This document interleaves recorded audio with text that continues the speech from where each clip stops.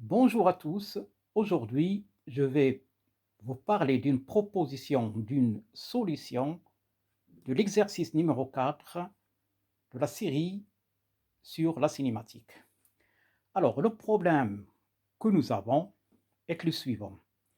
Un disque en mouvement dans le plan OX0, Y0, avec un point de contact I.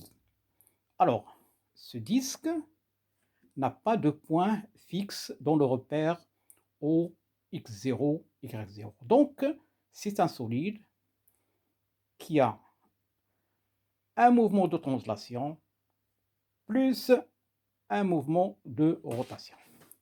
Alors, avant de commencer la résolution, je vais vous parler du problème de contact. Alors, dans le cours, nous avons dit que quand on a un point de contact entre deux solides S1 et S2, au point de contact, on définit trois points.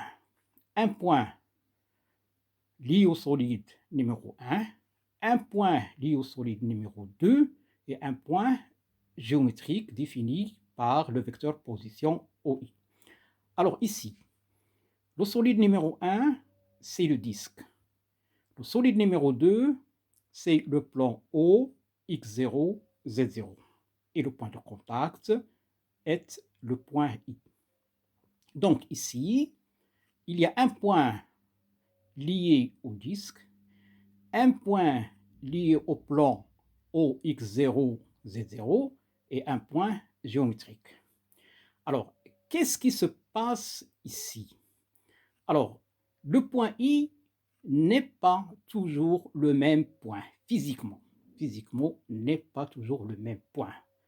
Parce que si le point I est un point lié au disque, quand le disque tourne, ça veut dire le point I doit tourner avec lui. Alors, qu'est-ce qui se passe? Si nous avons un point M ici, par exemple, alors on note ce point M ici, par exemple M. Si le point M arrive en contact avec l'axe OX0, on va noter ce point M, le point I. Donc, tout point de la circonférence ici, la frontière du disque, N, L, tout ce que vous voulez, quand il arrive sur l'axe OX0, on va dire que ce point est noté point grand I. Donc, ce n'est pas toujours le même point. Parce que si c'était toujours le même point, ça veut dire que le point du disque ici va se déplacer suivant l'axe OX0. Et donc, il n'y aura pas de rotation et le solide est en mouvement de translation pure. Or, le disque, il est en rotation plus un mouvement de translation. Bien. Alors, soit R0, le repère fixe, galiléen, supposé galiléen, R0, c'est OX0, Y0, Z0, soit RD, le repère G, X, Y, Z0, le repère lié au solide. Donc, le vecteur de rotation du solide, du disque par rapport à R0, c'est aussi le vecteur rotation du disque du repère RD par rapport à R0.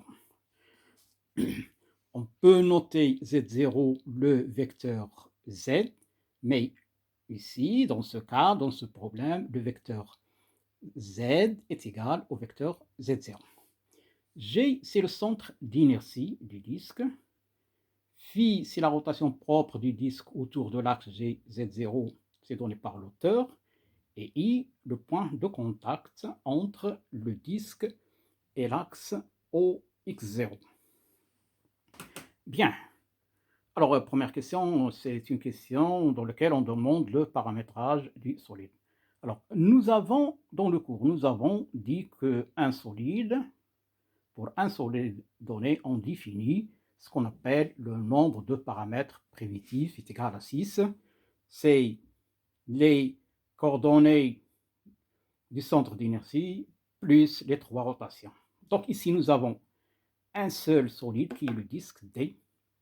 Donc le nombre de paramètres primitifs est égal à 6, xg, yg, zz, psi, θ et phi. Bien. Dans le cas où on connaît les forces, les contraintes exercées sur le solide, ici sur le disque, le nombre d'inconnus,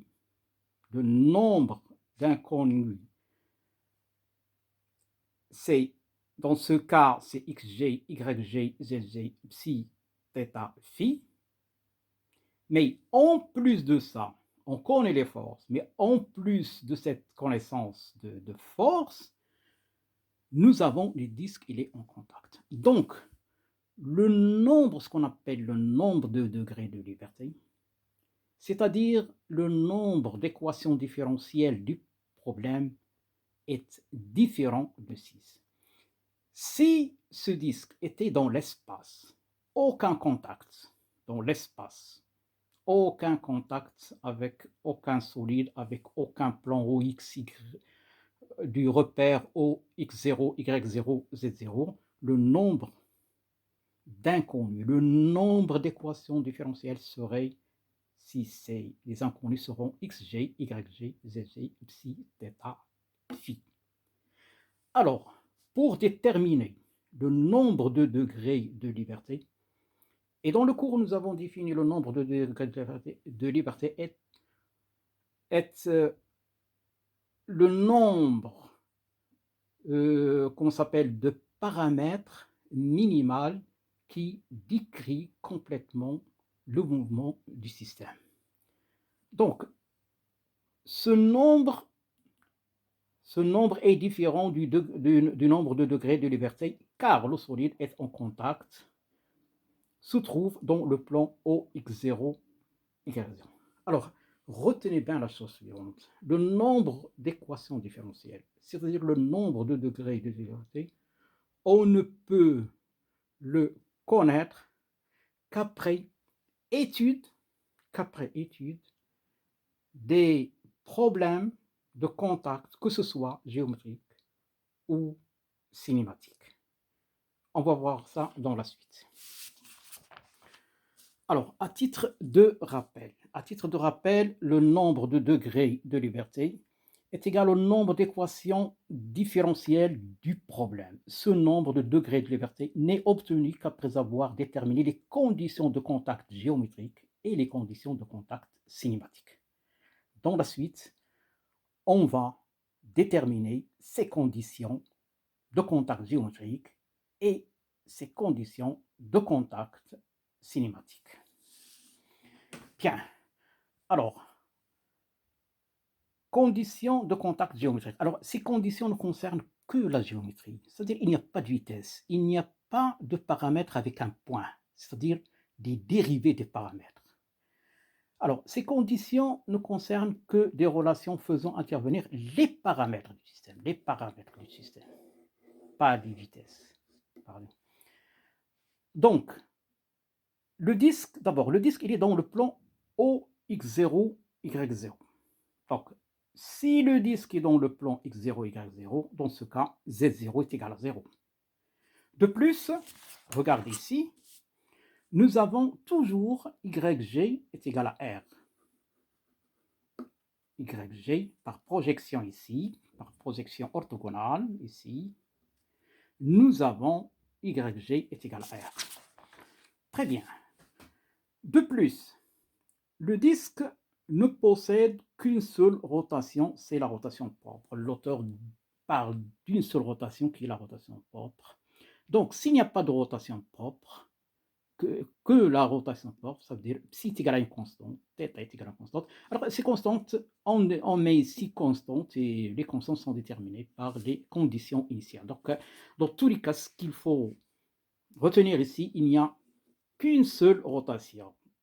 En général, à la fin du problème, on pose des conditions initiales pour déterminer psi θ à des instants donnés. Donc, le nombre de paramètres zg, yg, psi et θ ne sont plus des inconnus du problème. Le nombre est égal à 4. 1, 2, 3, 4. Pourquoi ils ne sont plus des inconnus du problème? Parce que zg est égal à 0. On ne peut pas chercher dans la partie dynamique une équation différentielle en zg alors que zg est égal à 0.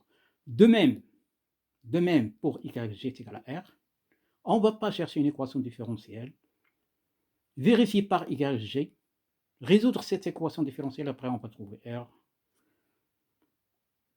Donc, r, yg est égal à r, yg est une connue du problème. De même pour psi et θ. Donc, à la base, nous avions 6 paramètres primitifs. 6 paramètres primitifs. Donc, comme j'ai dit, si le solide était dans l'espace, le nombre d'inconnus est égal à 6. Maintenant, à cause des liaisons, des contacts que le disque a avec le plan, avec l'axe, etc., regardez, au lieu de chercher 6 inconnus, on va chercher 6 moins 4 est égal à 2 paramètres pour le moment. Pour le moment, 2 paramètres, ces 2 paramètres, à ce stade ici, il ne reste que 2 inconnus. Donc 6 moins 1, 2, 3, 4, il reste 2 inconnus. Donc, mais ce n'est pas fini. Pourquoi? Parce qu'au début, j'ai dit que pour déterminer le nombre d'équations différentielles, c'est-à-dire le nombre de degrés de liberté, il faut d'abord étudier les conditions de contact géométrique plus les conditions de contact cinématique.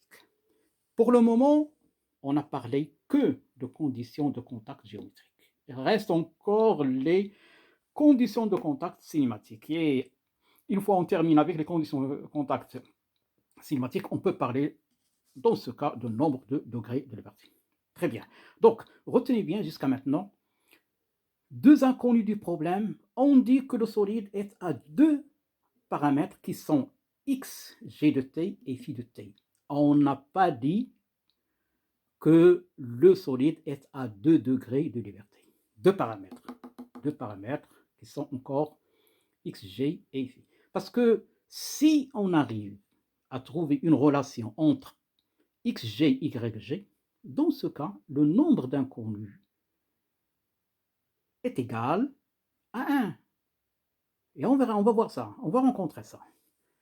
Alors, deuxième question, on demande la vitesse de rotation. Donc ici, la vitesse de rotation du disque par rapport à 0 est égale à phi point z0. Ça, c'est donné par l'auteur.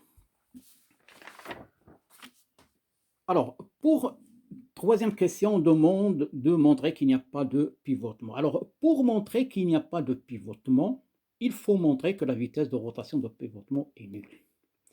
Alors, dans le cours, nous avons défini le vecteur vitesse de rotation de pivotement comme étant la composante normale du vecteur de rotation au plan tangent au point de contact I.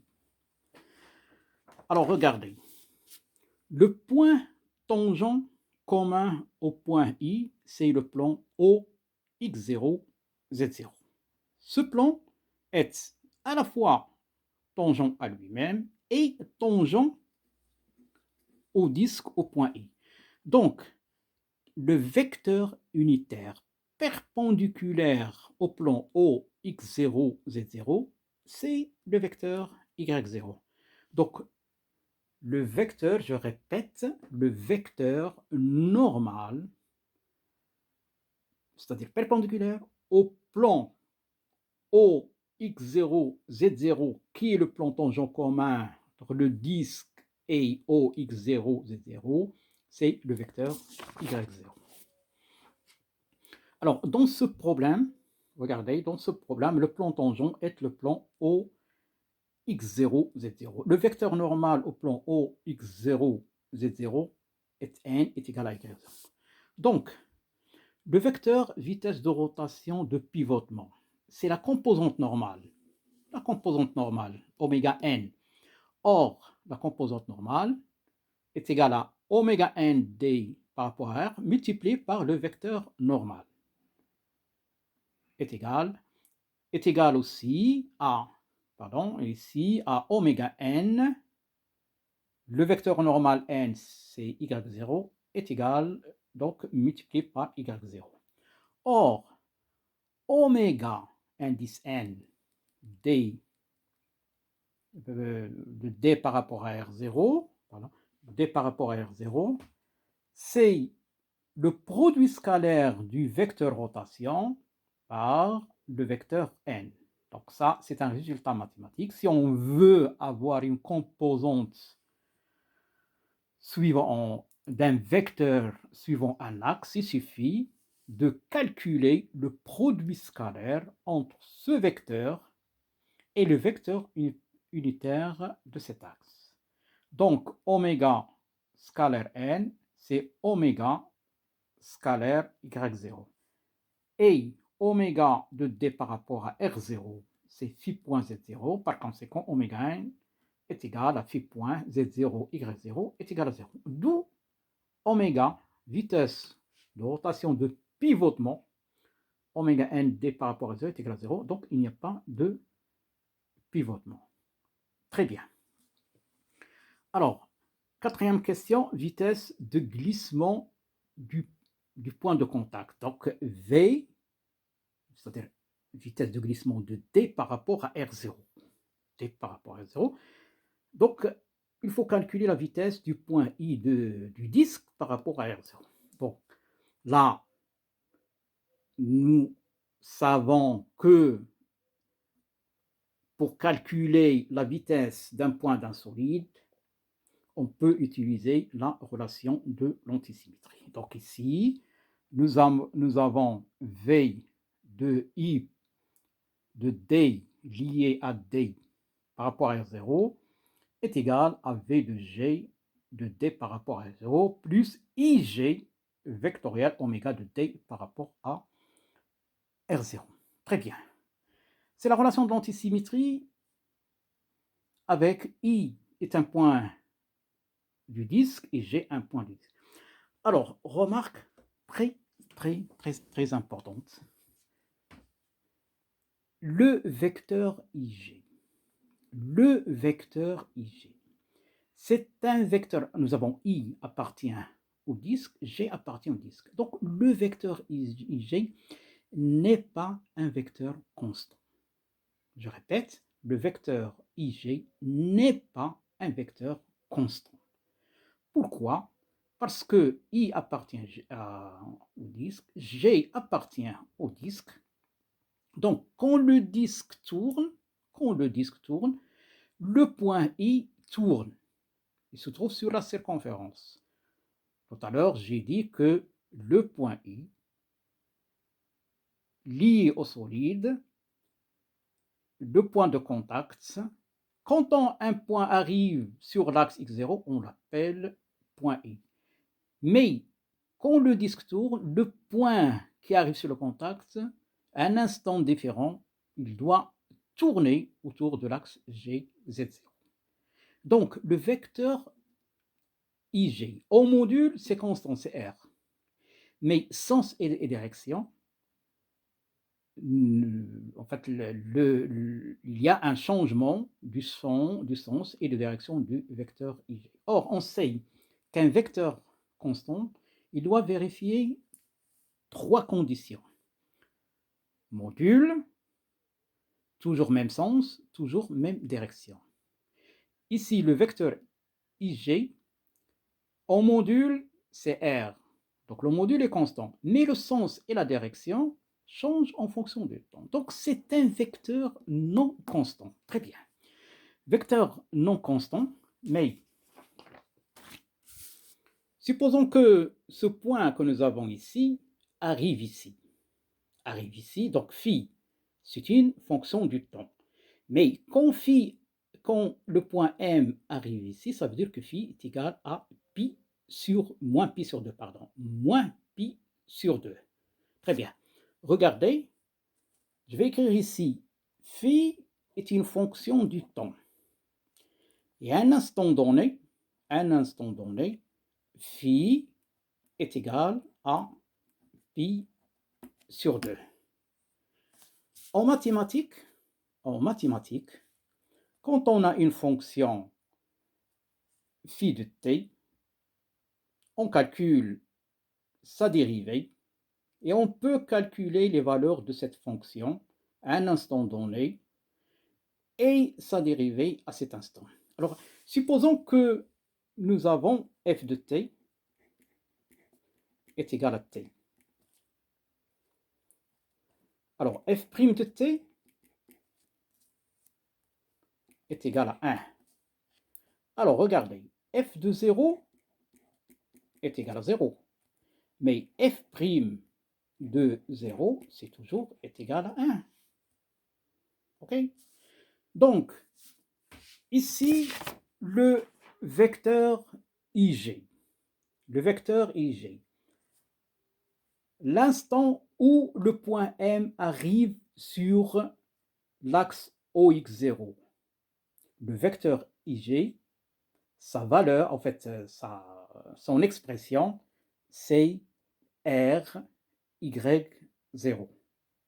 Donc, c'est sa quantité à l'instant où le point M arrive sur l'axe x0. Mais attention, sa dérivée n'est pas nulle. Donc, V de G, regardez, excusez-moi, V de G est égal à x point G x0 et IJ vectoriel oméga de D par rapport à R0 est égal à R, Y0 vectoriel phi point Z0. Alors, je répète, j'insiste là-dessus, quand M arrive sur l'axe, IJ est égal à R, Y0. C'est sa valeur, c'est comme tout à l'heure. F de T, c'est comme ici. F de 0 est égal à 0. Mais attention, sa dérivée n'est pas nulle. Donc, dans la suite, si on a affaire à la dérivée de ij, il ne faut pas mettre 0.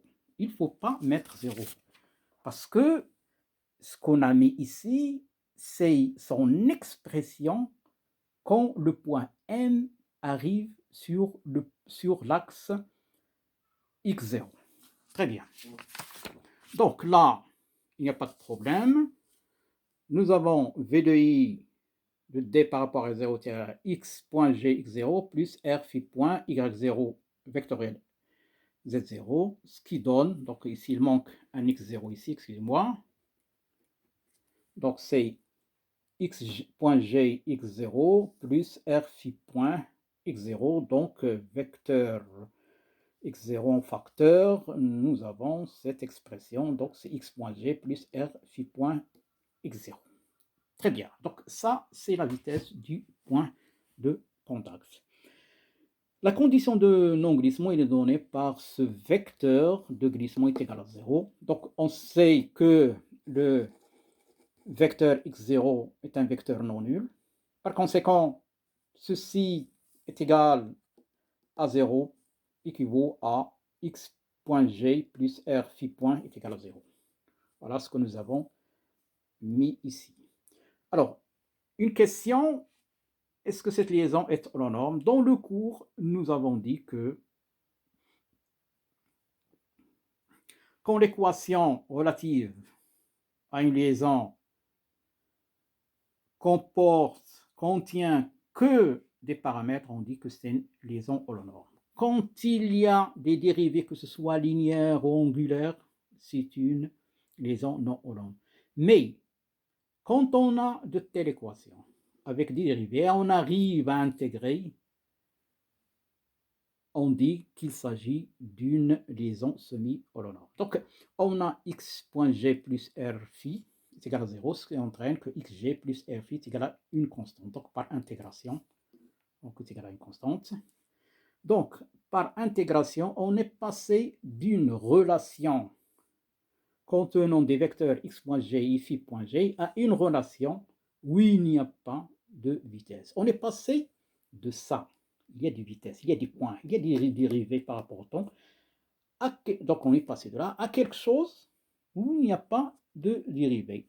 Dans ce cas, on dit qu'il s'agit d'une liaison semi-holonome. Donc, ce qu'entraîne ici, la liaison est une liaison semi-holonome.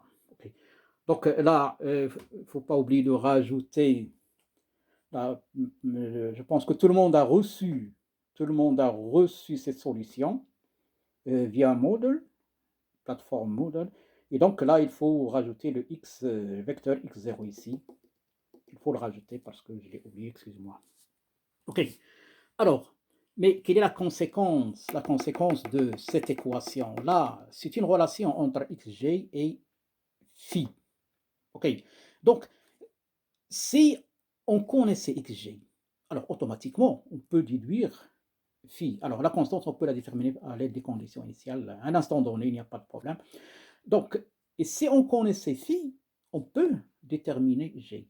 Donc, ici, qu'est-ce que ça veut dire? Ça veut dire qu'il suffit de déterminer l'une des inconnues, soit ça, soit xg, soit phi. Très bien. Alors, c'est écrit ici, la relation xg plus r phi est égale à une constante permet de déterminer phi de t connaissant xg de t et inversement. Alors, dans cette relation, il suffit de déterminer l'un des paramètres pour déterminer le deuxième. Donc, le nombre d'inconnus du problème est égal à 1. Parce que retenez bien, comme j'ai dit, à la base, il y avait 6 paramètres, les paramètres primitifs. On a un solide et on a 6. Donc, il y a xg, yg, zg, psi, θ, phi. Nous avons dit ça. Zg est égal à 0, yg est égal à r, psi est égal à une constante, θ est égal à une constante. Donc 6 moins 4. 6 moins 4, ça donne 2. On a dit, il reste, c'est ici, la page numéro 2, il reste xg et phi, xg de t et phi de t.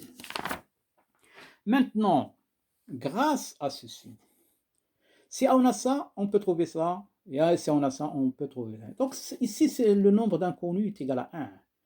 Qu'est-ce que ça veut dire? Ça veut dire nous avions 4 en fait, paramètres qui ne sont plus inconnus du problème, plus l'un des paramètres ici au choix. On peut choisir ça ou ça. On peut choisir soit xg, soit phi. Donc 4 plus 1, ça fait 5. 6 moins 5, ça fait 1. Et par conséquent, le nombre de degrés de liberté est égal à 1. Ici, j'ai écrit donc le nombre d'inconnus du problème est égal à 1, soit xg, soit phi de t. Donc, le nombre de degrés de liberté est égal à 1, c'est-à-dire le nombre d'équations différentielles du problème est égal à 1. Ça, bien sûr, connaissant les forces. Parce que s'il y a des forces inconnues dans les problèmes, il faut aussi les déterminer. Donc, conclusion. Pour parler du nombre de degrés de liberté, il faut étudier, il faut trouver les équations de contact, les conditions de contact géométrique, plus les conditions de contact cinématique. Très bien. Alors, vecteur, maintenant, en cinquième question, on demande l'accélération. Alors, l'accélération, qu'est-ce que nous avons dit? Nous avons dit que le vecteur ij n'est pas un vecteur constant. Quand on a remplacé ij par r égale 0, c'était un instant donné. Un instant donné. Donc, pour trouver l'accélération, on est obligé de passer par des dérivés de vecteurs.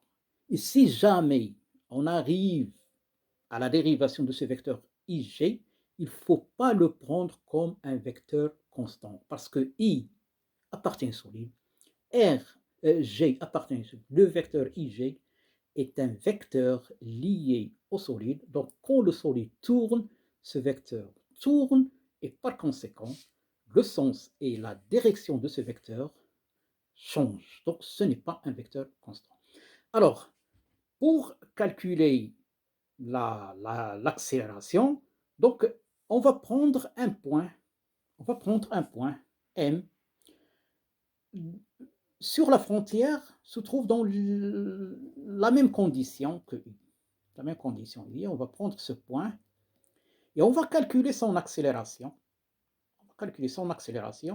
Et on va dire, voilà, l'accélération du point de contact, c'est l'accélération de M lorsque M coïncide avec I. Okay. D'ailleurs, on va retrouver l'expression de la vitesse elle-même que nous avons trouvée tout à l'heure. C'est-à-dire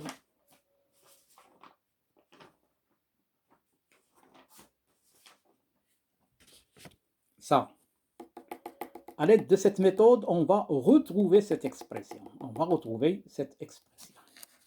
De la vitesse de glissement. Donc, pour calculer l'accélération du point I, il faut calculer le vecteur accélération d'un point M quelconque de la frontière et regarder dans quelles conditions le point M coïncide avec le point I du contact. Alors, même condition, bon, ici, nous avons tous les points, on peut prendre tous les points, en fait, tout point ici de la frontière, excepté I, et faire le raisonnement.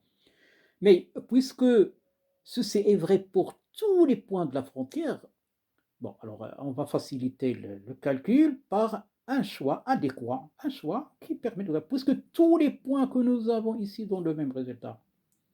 Alors, il faut aller prendre un point qui facilite les calculs parce que le résultat sera le même pour tous les points. Donc, ici, on prend un point M ici. Vous pouvez prendre un point M ici, ou ici, n'importe où, ça donne le même résultat. Donc, soit ce point M, un choix pour faciliter le calcul, et calculons d'abord sa vitesse. Le point M est défini par le vecteur Gm est égal à Rx. Donc, on l'a pris suivant X. M et G sont deux points. Excusez-moi, deux points. Donc, rajoutez, il manque le mot point avec S ici. Deux points liés au disque D. Donc, relation de l'antisymétrie, parce que ces deux points G et M sont deux points liés au disque. Donc, V de M est égal à V de G plus Mg vectoriel oméga D par rapport à R0. OK ? V de G, c'est toujours